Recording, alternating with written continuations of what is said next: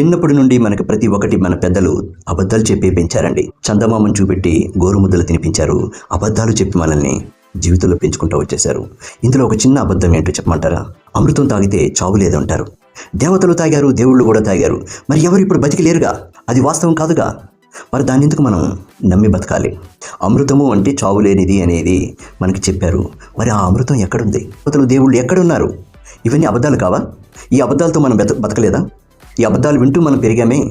మరి నిజం కోసం ఈ రోజున మనం చిన్నపాటి సత్యాన్వేషణ అన్నా చేశామా? లేదు. మనకు పెద్దలు ఏది చెప్తే అదే కావాలి అని అనుకుంటాం. కానీ వాస్తవాలు ఒకటి తెలుసుకోవాలి కదా. ఆ వాస్తవాలు చెప్పడానికి మాత్రమే నేను బయలుదేరా.